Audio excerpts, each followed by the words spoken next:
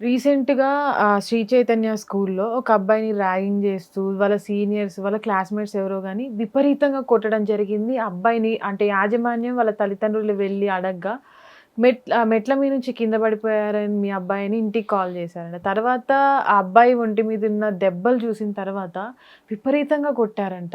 అంటే ఇలాంటి సంఘటనలు చాలా కార్పొరేట్ స్కూళ్ళల్లో విపరీతంగా బయటకొస్తుంటాయి. కానీ దేని మీద గాని యాక్షన్ తీసుకోరు. ఎందుకు అని ఇవి ఇవి పెరుగుతూ వస్తున్నాయనుకోవచ్చు. ఇది ర్యాగింగ్ అనేది పక్కన పెడితే అసలు వాళ్ళ వయసు ఎంత? హ్మ్. జస్ట్ 8th క్లాస్ అయి 9th వచ్చిన కుర్రాడు అబ్బాయి. హ్మ్. 9th అయి 10th వచ్చిన వాళ్ళు వీళ్ళు. అయితే ఇంకా ఇంటర్మీడియట్ స్టూడెంట్ కూడా వచ్చి కొట్టారనేది చెప్తున్నారు ఇక్కడ. వాళ్ళకేంటి ఇంటర్ఫియరెన్స్? రౌడీయిజం ఏంటి స్కూల్స్‌లో? అయినా స్కూలు, కాలేజ్ కలిపైతే ఉండదు కదా! అంటే బయట నుంచి వచ్చారా వాళ్ళు? ఇంటర్మీడియట్ వాళ్ళు? మనకి కంప్లీట్‌గా తెలియలేదు. అయితే ఇక్కడ ఏంటంటే స్కూలింగ్ చేసే పిల్లలకి కూడా ఇటువంటి ఆలోచనలేంటి? అంటే ఇప్పుడు మనం మాట్లాడుకోవాలంటే ఇలాంటివి మనకి ఎన్ని గంటలైనా సరిపోవు. వీళ్ళని చెడగొట్టేది ఏంటి? సినిమాలు, లేకపోతే వేరే ఎక్కడో జరిగితే అది చూసి నేర్చుకోవడము. పిల్లలకి ఏం తెలుసు ఇవన్నీ? 14 ఏళ్ళు, 15 ఏళ్ళు, 13 ఏళ్ళ పిల్లలు వీళ్ళు. వీళ్ళకి అసలు ఎలా తెలుస్తున్నాయి ఇవన్నీ? చూసి నేర్చుకోవడమేగా. ఇప్పుడు సేమ్ విషయం కాకపోయినా వేరేవైనా సరే పిల్లల్ని పెట్టి సినిమాల్లో ఎలా చూపిస్తున్నారు? పిల్లల రౌడీజంని పెంచడానికి వీలయ్యే సన్నివేశాలు పెట్టి పిల్లల్ని పెట్టి పిల్లలతో హత్యలు చేయించడం, పిల్లలతో రివెంజ్ తీర్చుకునేటట్టుగా చేయటము, ఇలాంటివన్నీ సినిమాల ద్వారా వస్తున్నాయి. అంటే ప్రతీకార జ్వాలలు పిల్లల్లో పెంచుతున్నది ఎవరు? ఎవరైనా చెడిపోయారు అని అంటే కేవలం వాళ్ళ ఒక్కళ్ళదే తప్పు కాదు. ఇది నేను చాలాసార్లు అనేక వీడియోస్లో చెప్పాను నేను. ఒక మనిషి తప్పు చేస్తున్నాడు అంటే ఆ చుట్టుపక్కల పరిస్థితులు కూడా కారణం. కొన్ని విషయాల్లో సమాజం కారణం. ఖచ్చితంగా ఈ పిల్లవాడికి కొట్టాలని ఎలా తెలుసు కదా? ఆ రకంగా రౌడీజం చెయ్యాలి అని అంటే ఎక్కడ చూసి నేర్చుకున్నాడు? అది కారణం. తర్వాత చిన్నప్పటి నుంచి పెంపకం. నువ్వు హాస్టల్లో పెడుతున్నావు పిల్లల్ని, అక్కడ ఎవరితో గొడవ పడ్డావంటే నీ కాళ్ళు ఇరగొడతానని చెప్పి పంపించాలి. మంచిగా చెప్తారు, మంచి గుండు బేట అని చెప్పి పోతారు. అది కాదు. ఏదన్నా ఒక రిమార్క్ వచ్చిందంటే ఊరుకునేది లేదు, మార్కులు తగ్గినాయి అంటే ఊరుకునేది లేదు. 2 సంవత్సరాలు 3 సంవత్సరాలు ఇంటికి దూరంగా ఉండి మీరు చదువుతున్నప్పుడు ఎన్నిటికి దూరమై ఉంటారు మీరు? అదంతా గుర్తుపెట్టుకుని ఒక యజ్ఞంలాగా మీరు చదువు కంప్లీట్ చేసి బయటకు రావాలి. 10th క్లాస్ చదివే పిల్లాడు చదువు మీద కాన్సన్ట్రేషన్ పెట్టకుండా 9th క్లాస్ స్టూడెంట్ని కొట్టడం ఏంటి? రీజన్ ఏదైనా కానీ, బాత్రూమ్ దగ్గర ఏదో గొడవ అయ్యింది, ఓకే, బాత్రూమ్ దగ్గర అవుతాయి, హాస్టల్స్లో అవుతాయి. ఒకళ్ళకి అర్జెంట్ వస్తుంది, లేకపోతే ఒకళ్ళు వేడి నీళ్ళు పెట్టుకుంటారు, గబుక్కుని ఇంకొకడు వెళ్తాడు, నాది నువ్వు ఎందుకు వెళ్ళావు అంటాడు, నువ్వు పెట్టుకుంటే ఎట్లాగరా నాకు అర్జెంట్ అంటాడు, వాదనలు జరుగుతాయి. ఓకే, దీనికి కారణం ఎవరు అనుకుందాం. ఈ చిన్న విషయాన్ని తీసుకొని మనము ఎగ్జాంపుల్గా మాట్లాడుకుంటే దీనికి కారణం ఎవరు? మేనేజ్మెంట్ వాళ్ళే కదా. పిల్లలకి ఫెసిలిటీ ఇవ్వాలా? మీరు అంతంత ఫీజులు వసూలు చేస్తారు, చేసినప్పుడు పిల్లలకి మీరు మంచి ఫెసిలిటీస్ ఇవ్వాలి. బాత్రూమ్స్ సఫిషియెంట్గా ఉండాలి. ఎంత మగ పిల్లలైతే మాత్రం గుడ్డలోడ తీసుకుని ఉంచోరు కదా, బాత్రూంలోకి వెళ్ళే స్నానం చేస్తారు కదా. మరి సఫిషియెంట్గా ఉండాలి. ఇంకోటి ఏంటంటే బాత్రూమ్స్, ల్యాబరేటరీస్ సపరేట్గా ఉండాలి. 2 కలిపి ఒక దాంట్లోనే వేస్తే ఒకడే వెళ్ళగలుగుతాడు లోపలికి, రెండో వాళ్ళు వెయిట్ చేయాల్సి వస్తుంది, టైం వేస్ట్. ఒక వింగ్ ఆఫ్ వాష్రూమ్ అనేది వేస్ట్ అవుతుంది, అంతే కదా. ఒకళ్ళు వెళ్తారు, ఇద్దరు వాడుకునేది కదా.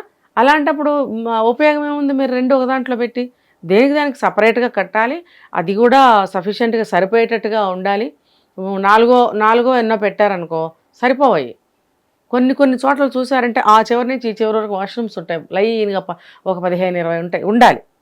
అంటే మీకున్న స్ట్రెంగ్త్ని బట్టి మీరు అవి కట్టించుకోవాలి. లేనప్పుడు పిల్లల్లో కొట్లాట్లు అవుతాయి. వీళ్ళు కొట్టుకుంటున్నారు కదా అని చెప్పి చూసి చూడకుండా వార్డెన్స్ ఉంటారు. ఒకవేళ వాళ్ళే సరిపెట్టేస్తారు ఇక్కడ చేసేసి పైన వాళ్ళకి తెలియచేయరు, వార్డెన్ వరకే సరిపోతుంది విషయం. ఆయన చెప్తే వింటారులే అన్నట్టయితే ఓకే, కానీ ఆ స్టేజ్ దాటిపోతున్నారుగా వాళ్ళు, పైకి కంప్లైంట్ చేయరు ఇలా జరుగుతుంది అని చెప్పి, ఇక్కడే మూసి పెట్టేస్తుంటారు.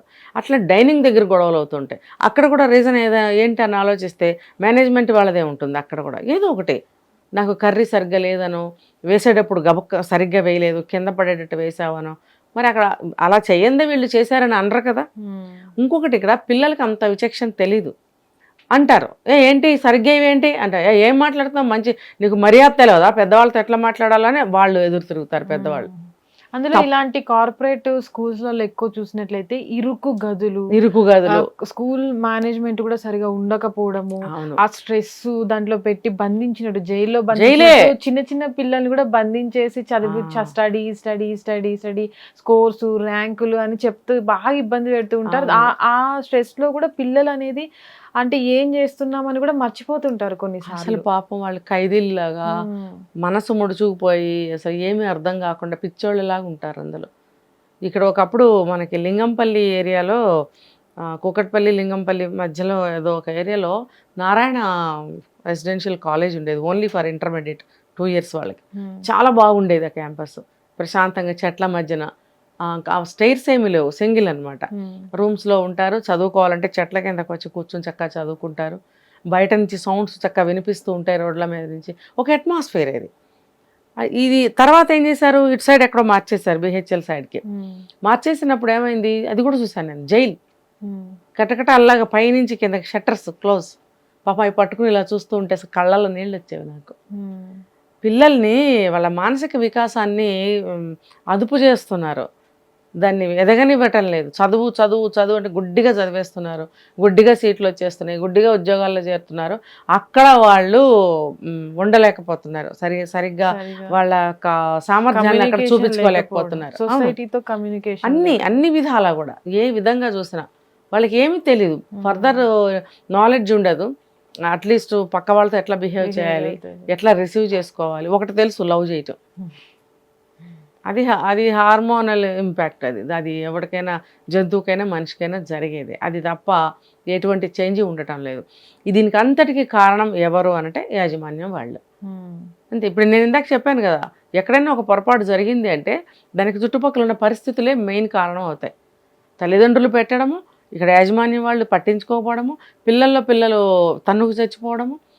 ఇక్కడ ఇంకో విషయం ఏంటంటే, పిల్లల్ని చిన్నప్పటి నుంచి సరిగ్గా పెంచక అల్లరి చిల్లరగా ఉన్న పిల్లల్ని ఎక్కువగా తీసుకొచ్చి హాస్టల్స్లో వేస్తారు. అంటే మీరు తల్లిదండ్రులు మీరు భరించలేక పడేస్తున్నారు. పాప నిజానికి ఇంట్లో తల్లిదండ్రుల మాట వినరు. ఎందుకు వినరు అంటే మనం సరిగ్గా పెంచుకోలేదు కాబట్టి 10-14 ఏళ్ళు వచ్చాక హాస్టల్లో పడేస్తున్నాం. అదే మీరు పుట్టిన క్షణం నుంచి పద్ధతిగా పెంచుకున్నారు అని అంటే వాళ్ళు మీ మాట వింటారు కాబట్టి మీరు హాస్టల్లో వెళ్ళాల్సిన పని లేదు. మీకు డబ్బు మిగులుతుంది, పిల్లాడు మంచి క్రమశిక్షణతో పెరుగుతాడు. హాస్టల్లో వేస్తే వాళ్ళు కూడా ఏం చేస్తారు తెలుసా, వాళ్ళకి లేచిన దగ్గర నుంచి ఎంతమందో స్టూడెంట్స్ ఇలాంటి పిల్లల్ని ఇంకో రకంగా హ్యాండిల్ చేస్తారు. వాళ్ళని నేను చూశాను కొన్ని చోట్ల. అరే ఉరే అనటము, కొంచెం ఫిల్దీగా మాట్లాడటము, నిరసనగా ట్రీట్ చేయటము, తింటుంటే నీకు చదవగానే నీకు కావాలా అంటే ఇది ఎంత బాధ కలిగిస్తుంది తెలుసా. ఇలా అంటే అర్థం ఏంటి అంటే, తింటూ కూర్చుంటావు కానీ ఇంకేం లేదు, ఎట్లా అనడము అంటే, ఇలా అంటే నువ్వు తిని ఇంత లావయ్యి అని అర్థమే కదా. నీకు ఆటలు ఎందుకురా, చదువు లేదు సంజి లేదు, చదువు మీద చూపించరా. మానసికంగా ఎంత కృంగదీస్తారంటే వాళ్ళని, ఇంకా వాళ్ళు చదవరు. నువ్వు హాస్టల్లో పెట్టినా చదవరు, ఇంట్లో ఉన్నా చదవరు, వాళ్ళకి మైండ్ బ్లాక్. సైకోల్ లాగా తయారై, ఖచ్చితంగా కరెక్ట్ వాడు యూజ్ చేసావు, సైకోల్ లాగా తయారై బయటకు వస్తారు. వచ్చి ఇదిగో ఇలాంటి దారుణాలకి వాళ్ళు పడుతూ ఉంటారు. ఇది నిన్న మనం థియేటర్లో ప్రియాంక కేసు చూసాం కదా, అలా తయారవుతారు. ఇప్పుడు ఇక్కడ కూడా వీళ్ళు బాలనేరస్తుల కింద ఇక్కడే స్కూల్లో తయారవుతున్నారు, బాలనేరస్తుల్లాగా. ఆ పిల్లవాడిని అట్లా లోపల కండరాలు ఇదైపోయేలాగా కొట్టడం ఏంటి, బూట్లతో కూడా కొట్టారు. 3 కలిసి ఒకసారి నుంచున్నారంట. ఆ పిల్లాడిని నేను చూస్తే బక్క పీసులాగా ఎంతున్నాడు, 14 ఏళ్ల పిల్లడు. వాడి మీద 3 ఎక్కి నుంచుంటారా, మనుషుల జంతువులా వీళ్ళు. ఇంత జరుగుతుంటే మరి అక్కడ వార్డెన్ కానీ ఎవరు పట్టించుకోరా. అసలు పిల్లల్ని ఆ ఇన్స్టిట్యూట్స్లో ఎందుకు జాయిన్ చేస్తున్నారు, మనకి బుద్ధి లేదు, సిగ్గు లేదు. తల్లిదండ్రులు కూడా ఫస్ట్ ర్యాంకుల కోసం, చదువు కోసం అని ఇలాంటి ఇన్స్టిట్యూట్లో జాయిన్ చేస్తూ ఉంటారు. దాని తర్వాత ఇలాంటి ఇన్సిడెంట్లు అయినప్పుడు బయటకు వస్తూ ఉంటారు, మా పిల్లలు చచ్చిపోయినా మీకు సంబంధం లేదా, బాధపడతారు, ఏడుస్తారు. ఇప్పుడు ఆ పిల్లాడు నువ్వు మళ్ళీ స్కూల్కి వచ్చాడు నేను చంపేస్తాం అన్నారంట. ఆ పిల్లాడు స్కూల్కి వెళ్ళాడు అంటున్నాడు. వాళ్ళ పేరెంట్స్ కూడా మేము పంపలేమండి, ఎలా పంపిస్తాం.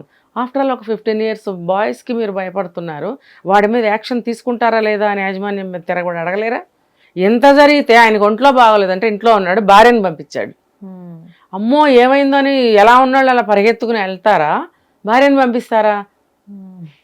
అందరూ మాట్లాడగలిగే శక్తి ఉండదు కదమ్మా, గట్టిగా నిలదీసే శక్తి అందరికీ ఉండదు. ఆవిడేం మాట్లాడిందో మామూలుగానే పిల్లాన్ని తీసుకొచ్చారు. అదే అట్లా కాదు. ఇప్పుడు వాళ్ళు మేమేం చేయగలమండి, మీకేం న్యాయం కావాలని అడిగితే కూడా మాకేం న్యాయం కావాలని కూడా చెప్పలేకపోతున్నారు. వాళ్ళని శిక్షించాలండి అంటున్నారు సింపుల్గా. అసలు అలాంటి ఇన్స్టిట్యూట్స్కి వాళ్ళని రద్దు చేయాలి నన్ను అడిగితే. నేను ఇలా అంటున్నానని ఆ ఇన్స్టిట్యూట్స్ వాళ్ళు కూడా ఏం అనుకోవద్దు. ఎందుకనంటే ఇన్స్టిట్యూట్ వాళ్ళదేం తప్పు కాదు, అక్కడ జరుగుతున్న అరాచకాలని మీరు మైండ్లోకి తీసుకోవట్లేదు. కానీ యాజమాన్యం చెప్పిన విధానంగానే ఇన్స్టిట్యూట్లన్నీ నడుస్తూ ఉంటాయి. అంటే ఇన్స్టిట్యూట్ వాళ్ళ గ్రిప్లో లేకుండా ఇలాంటివన్నీ జరుగుతున్నాయి అనుకోవడం కూడా మన తప్పు. ఎందుకంటే చాలా వరకు యాజమాన్యం అనేది కూడా రూల్ చేస్తూనే ఉంటాయి. ఏది చెప్తే కిందున్న స్కూల్స్ కూడా యాజమాన్యం కూడా వార్డెన్ కావచ్చు, హాస్టల్ వార్డెన్ కావచ్చు, వీళ్ళంతా కూడా అదే చేస్తూ ఉంటారు, అదే ఇంప్లిమెంట్ చేస్తూ ఉంటారు పిల్లల పైన. అది ఓకే, ఎడ్యుకేషన్ వరకు వాళ్ళ రూల్స్ వరకు అది ఓకే, పక్కన పెడదాం. పిల్లలు బాలురు అంటారు వీళ్ళని, కిడ్స్. వీళ్ళు ఇలా కొట్టేసుకుంటుంటే మీరు ఏం చేస్తున్నారు? మీ ఇన్స్టిట్యూట్కే కదండి చెడ్డ పేరు వస్తుంది. ఫర్దర్గా ఎవరన్నా జాయిన్ చేయాలంటే ఎంత భయపడతారు, ఎంత ఆలోచిస్తారు. మీకు ఒకప్పుడు ఎంత మంచి పేరు ఉండేది, ఆ రెండే కొట్టినవి లేవు ఇంకా కదా. అందరు ఎవరిని అడిగినా ఐదర్ ఇది లేదా అది, ఇది లేదా అది, ఈ రెండిట్లో ఇంకెక్కడ చేర్చేవారు కాదు. ఈ రెండిట్లో అంటే నారాయణ, శ్రీ చైతన్య చూసుకున్నట్లయితే ర్యాంకులు అదే విధంగా ఉంటాయి, ఇలాంటి ఇన్సిడెంట్లు కూడా అదే విధంగా. అవును, మరి వాళ్ళు ఇప్పుడు నేను ఇందాక ఏం చెప్పాను, కొంచెం అల్లరి చేసే పిల్లల్ని, కొంచెం బాగా చదవని పిల్లల్ని ఎక్కువగా తీసుకొచ్చి పెడుతూ ఉంటారు. అంటే ఎక్కడైనా పేరెంట్స్ వేరు వేరు చోట్లలో జాబ్స్ ఉన్నా అలాంటి వాళ్ళని కూడా పెడతారు. పెట్టినప్పుడు వీళ్ళు ఎటువంటి నిర్ణయానికి వస్తారంటే వీళ్ళని కొంచెం ఎక్కువ స్ట్రిక్ట్గా మనం ట్రీట్ చేయాలి. అంటే తిట్టి కొట్టి చదివించకపోతే మార్కులు రావు, పేరెంట్స్ మా పిల్లలు ఏం చదవట్లేదా అని మళ్ళీ మమ్మల్ని అడుగుతారు. ఇంకొకటి ఏంటంటే మన ఇన్స్టిట్యూట్కి ర్యాంక్స్ రావు అనే పద్ధతిలో వాళ్ళు వీళ్ళని ట్రీట్ చేస్తూ ఉంటారు. మరి మీరు అంత డిసిప్లిన్ పెట్టినప్పుడు మీరు చదువు వరకేనా? పిల్లలు పర్సనల్ డిసిప్లిన్ ఎంత కోల్పోతున్నారు. వాళ్ళల్లో వాళ్ళ కక్షలు, కత్తులు నూరడము, కొట్టుకోవడము. అసలు ఆ పిల్లాడు ఎంత ఉన్నాడు, ముగ్గురు కలిసి ఆ పిల్లాడు మీద నుంచుంటే పరిస్థితి ఏంటి? ఏదన్నా అబ్బాయికి అయితే మీరు ఆ పిల్లాన్ని తిరిగి తీసుకెళ్ళి ఇవ్వగలరా? లాస్ట్ ఇయర్ ఎప్పుడు ఒక కేసు జరిగింది ఒక అమ్మాయి విషయంలో, ఆ పిల్ల ఇంటికి వెళ్ళి ఉరిపెట్టుకుని చనిపోయింది. అప్పుడు కూడా మిన్నకున్నారు. ఏంటి ఈ స్తబ్దత ఏంటి, ఎందుకు అలా ఊరుకుంటున్నారు, యాక్షన్ ఎందుకు తీసుకోరు? వాళ్ళు యాక్షన్ తీసుకున్నప్పుడు మన పిల్లల్ని మనం రక్షించుకోవాలి అని అంటే మనం వేరే స్కూళ్ళల్లో చేర్పించుకోవడమే దీనికి దారి. ఎందుకంటే మీరు మీ పద్ధతులు మీరు మార్చుకున్నప్పుడు, నవమాసాలు మోసి కానీ 10 ఏళ్ళు 15 ఏళ్ళు పెంచి మీ చేతుల్లో పెట్టినప్పుడు మాకు గ్యారంటీ ఉండట్లే మా బిడ్డలు ఇంటికి వస్తున్నారా లేదా అనే ఇంగిత జ్ఞానం మనం కూడా ఆలోచించుకోవాలి. మీకు పిల్లలు మీ ఇంటికి బలం, పిల్లలే మీ ఇంటికి బలం, పిల్లలే రేపటి పౌరులు, దేశానికి బలం. అటువంటి పిల్లల్ని మీరంతా ఈజీగా హాస్టల్స్లో బారేస్తున్నారు. ఒకప్పుడు ఓకే అంటే సమ్ బెటర్, ఇప్పుడు ఘోరంగా ఉంది పరిస్థితి. ఇలాంటి పరిస్థితుల్లో మీరే కొంచెం డిసిప్లిన్గా పెంచుకుని పిల్లల్ని మీ కళ్ళ ముందు పెంచుకోండి. అయ్యా బాబు చక్కగా ఉండండి రాని నీతి మాటలు, బుద్ధి మాటలు, ప్రేమ మాటలు చెప్పారంటే పిల్లలు వినరా అండి? చిన్నపిల్లలు వింటారు.